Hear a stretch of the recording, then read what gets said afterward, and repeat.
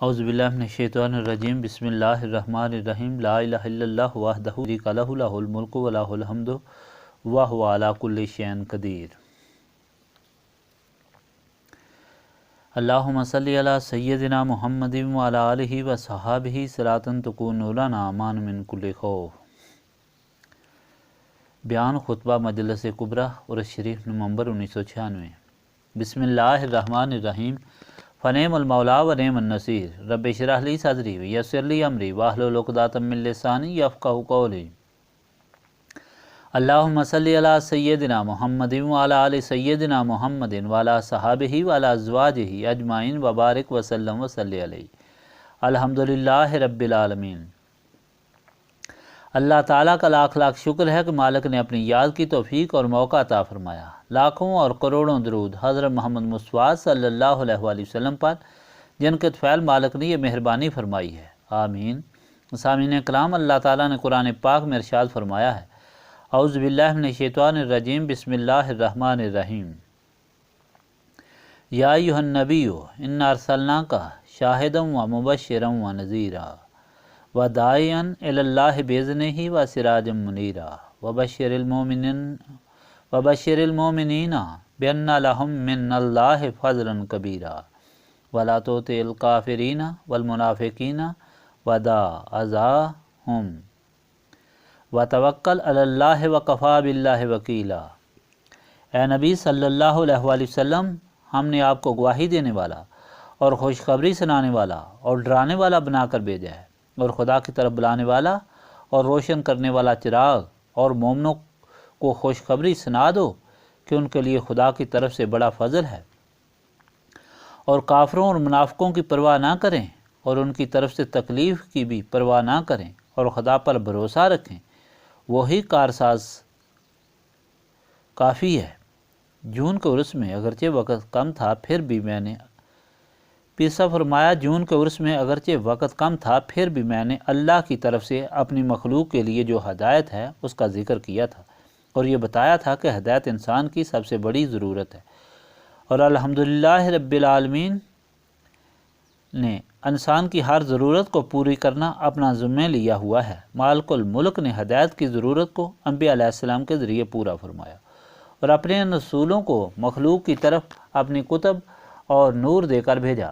کتب سماوی سے تو رسولوں نے مخلوق کو اللہ کے احکام سے آگاہ کیا، اور نور سے لوگوں کے سینوں کو پاک کیا، ان کے دل و دماغ کو روشن کیا، جو شیطان کی وجہ سے اندھیروں میں لپٹ کر انسان کو حقیقت کی طرف سے گونگا، بہرا اور اندھا کر چکے تھے۔ جن لوگوں نے رسولوں کی تابعداری اختیار کی، جو نسبت کی شکل میں ہے، یعنی ایسی محبت اور وابستگی جس طرح بلب کی پاور ہاؤس سے ہوتی ہے، وہ تو اس نورانی روشنی سے فیض یاب ہوئے اور برائی اور اچھائی سے واقف ہوئے۔ برائی سے نفرت اور اچھائی سے محبت کے چراغ ان کے دلوں میں روشن ہو گئے۔ شیطان اور نفس ان کو کسی مقام پر کسی چلاکی سے گمراہ نہ کر سکے، اور یہ لوگ سلامتی ایمان سے زندگی کا سفر طے کر کے اپنے مولا کریم سے جا ملے اور انعام حاصل کیا۔ یہی وہ لوگ ہیں جن کے متعلق نماز میں 5 وقت دعا کرنے کا حکم ہے۔ الہی، ہم کو ان لوگوں کی راہ پر چلا جن کو تو نے انعام سے نوازا، اور ان کی پیروی سے بچا جو شیطان کے نرغے میں پھنس کر رسولوں کے نور سے محروم رہ کر صراط مستقیم سے بھٹک گئے اور تیرے عذاب کے حقدار بنے۔ یہ ہدایت کا سلسلہ جاری رہا یہاں تک کہ اللہ کے آخری رسول تشریف لائے، جنہوں نے اللہ تعالیٰ کے سارے قانون یعنی دین کو مکمل کیا، جو حضرت آدم علیہ السلام سے شروع ہوا تھا اور حضور پاک صلی اللہ علیہ وآلہ وسلم تک عطا ہوتا رہا۔ چونکہ حضور کی آمد پر دین مکمل ہو گیا، اس لیے اب کسی رسول، نبی یا کتاب کی ضرورت نہ رہی، کیونکہ ہدایت کی باقی کوئی چیز نہ رہی، اور چونکہ حضور پاک صلی اللہ علیہ وآلہ وسلم کو سید المرسلین کا خطاب بھی عطا فرمایا گیا، اس لیے آپ کے بعد کسی مزید ہدایت کی ضرورت نہ رہی، کیونکہ آپ صلی اللہ علیہ وآلہ وسلم سے بڑھ کر کوئی ہادی نہ ہے، نہ تھا اور نہ آئے گا۔ اب قیامت تک روشنی کے اس مینار کی تعلیم میں ہی مسافران زیست نے اپنا سفر طے کرنا ہے۔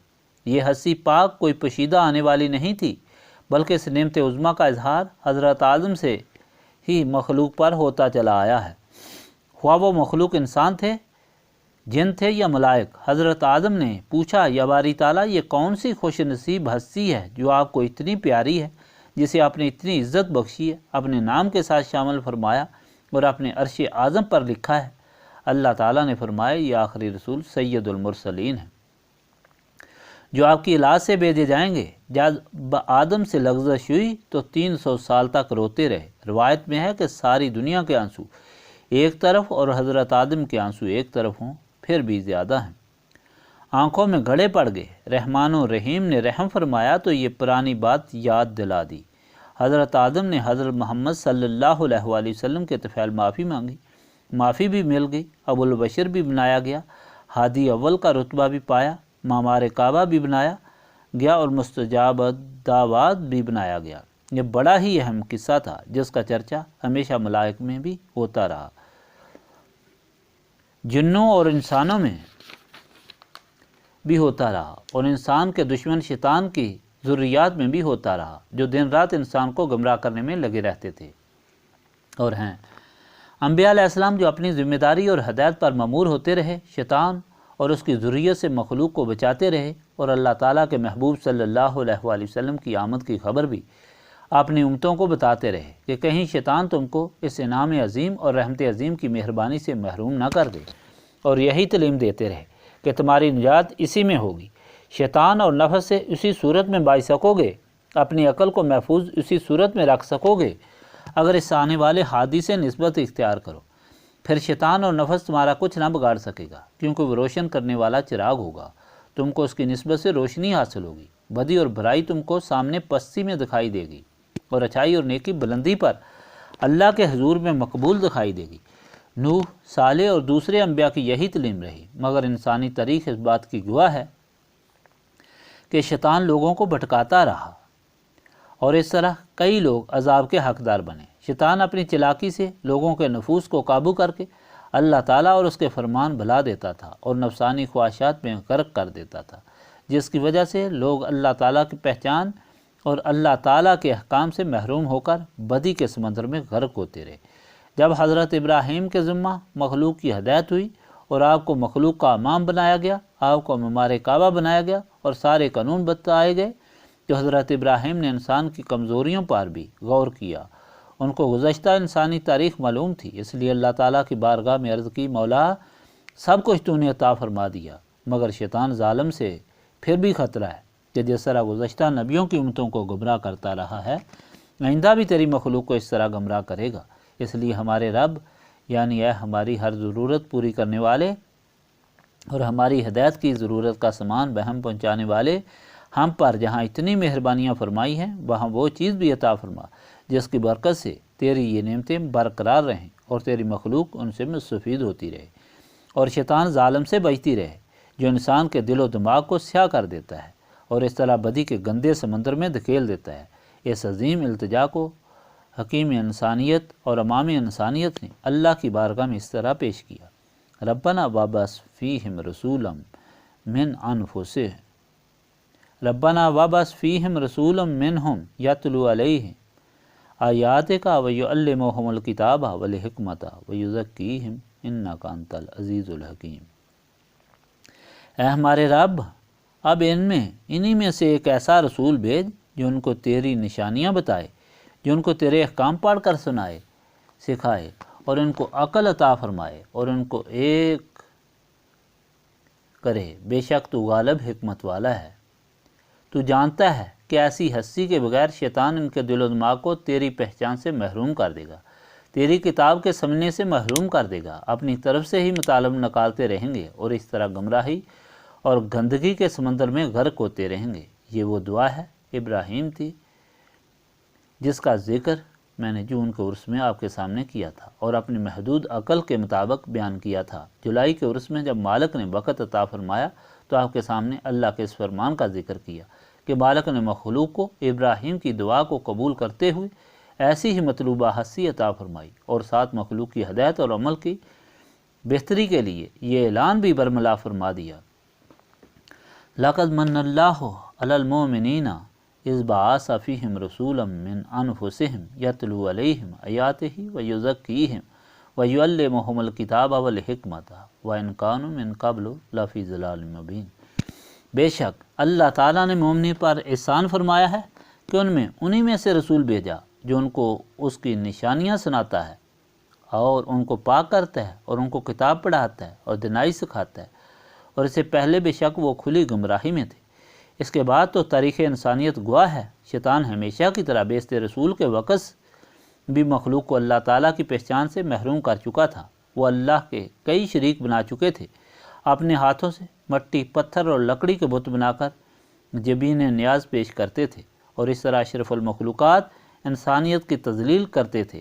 مگر گمراہی کا یہ عالم تھا، ضمیر مردہ ہو چکے تھے، غیرت اور حمیت نام کو نہ تھی، ظلم اور بدی انتہا پر تھی، جس کی بنا پر ظلم اور بے حیائی کے سمندر میں مخلوق خدا غرق تھی۔ تو اللہ تعالیٰ کا احسان ہوا کہ اللہ تعالیٰ کی پہچان کرانے والا آیا، عقل کو جلا بخشنے والا آیا، دلوں کو پاک کر کے اللہ تعالیٰ کے نور سے منور کرنے والا آیا، اور آیا بھی بشریت کے لباس میں، جسے مخلوق مانوس تھی۔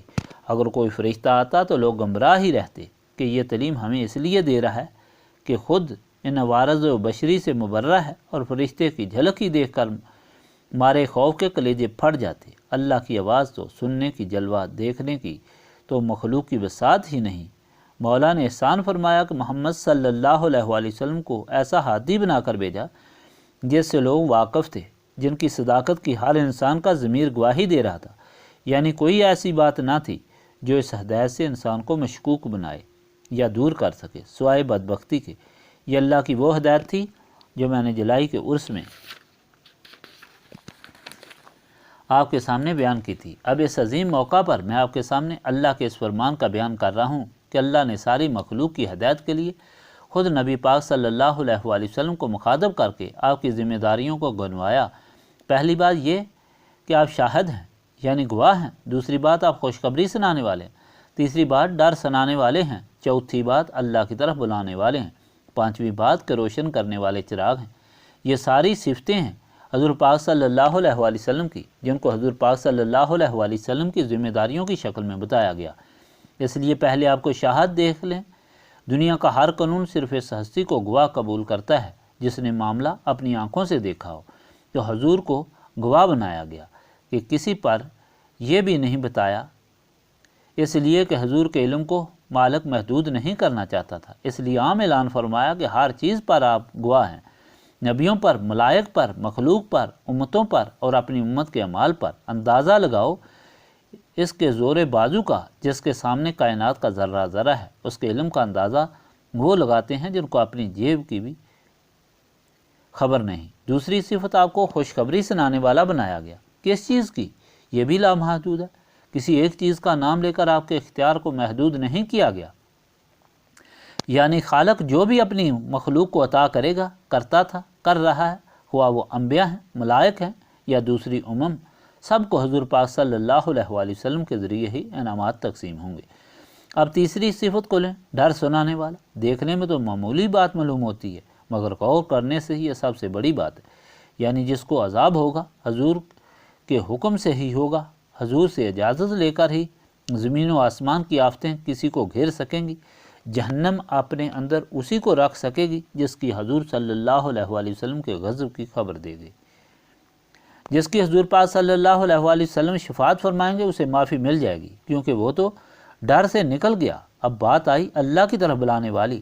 اللہ تعالیٰ تو آدم سے لے کر حضرت محمد صلی اللہ علیہ وآلہ وسلم تک مخلوق کو اپنے راستے پر بلا رہا ہے اور قیامت تک بلائے گا، مگر اس فیصلے کے مطابق تو بلانے والی صرف محمد مصطفیٰ صلی اللہ علیہ وآلہ وسلم کی ذات پاک ہے۔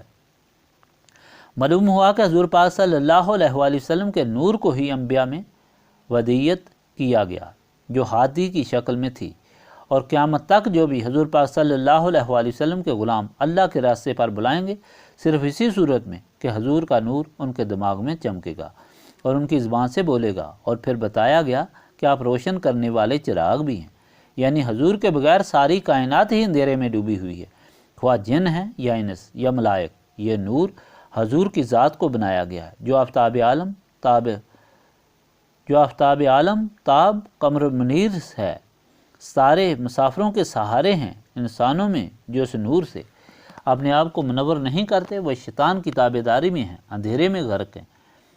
سامعین کرام، رسول پاک صلی اللہ علیہ وآلہ وسلم کی یہ صفتیں بیان کرنے کے بعد مالک الملک اب حضور کو حکم دے رہا ہے کہ جو لوگ ایمان والے ہیں یعنی آپ سے نسبت رکھنے والے ہیں، آپ کی غلامی میں داخل ہیں، ان کو خوشخبری سنائیں کہ اے میرے غلاموں، خوش نصیبو، اللہ تعالیٰ کا شکر ادا کرو کہ میرے سائے میں آ گئے ہو، میری غلامی میں داخل ہو گئے، اللہ تعالیٰ کی ساری نعمتوں کے حقدار بن گئے ہو، اللہ کے غضب سے محفوظ ہو گئے ہو اور ایسی روشنی سے نوازے گئے ہو کہ برائی اور اچھائی کی تم کو تمیز حاصل ہو گئی ہے۔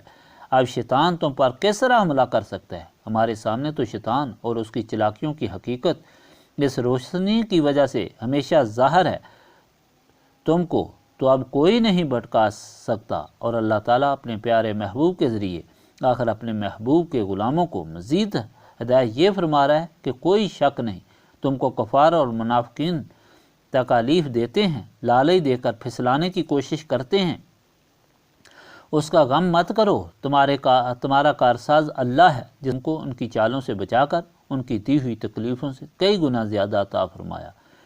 وہ جس دنیاوی مال و دولت کی وجہ سے مغرور ہیں اور بھٹک رہے ہیں، ان کی تو کوئی حقیقت نہیں۔ جو اللہ نے تم کو دیا ہے وہ سب سے زیادہ ہے، سب سے اعلیٰ ہے، اس کا پتہ سب کو اس وقت ہوگا جب محشر برپا ہوگا۔ ایک مرتبہ نبی پاک صلی اللہ علیہ وآلہ وسلم اپنے غلاموں کے ساتھ بیٹھے ہوئے تھے۔ اس وقت اکثر صحابہ بہت ہی مفلسی اور غربت کی حالت میں تھے۔ پھٹے پرانے کپڑے اور اکثر کے پاستان ڈھانپنے کے لیے ایک ہی چادر اور کئی دن تک کھانا میسر نہ ہوتا۔ حضور پاک صلی اللہ علیہ وآلہ وسلم کے غلاموں نے دیکھا کہ سامنے شام سے ابو جہل کا قافلہ مال لے کر آ رہا ہے۔ یہ قافلہ 7 گروہ پر مشتمل تھا۔ حضور پاک صلی اللہ علیہ وآلہ وسلم کو اپنے غلاموں کی غربت دیکھ کر اور ان کا افسوس دیکھ کر بہت ترس آیا کہ خدا کے ماننے والوں کا کیا حال ہے اور اللہ تعالیٰ کے گستاخوں کا کیا حال ہے۔ تو اس وقت حضرت جبرائیل علیہ السلام سورۃ فاتحہ لے کر آئے۔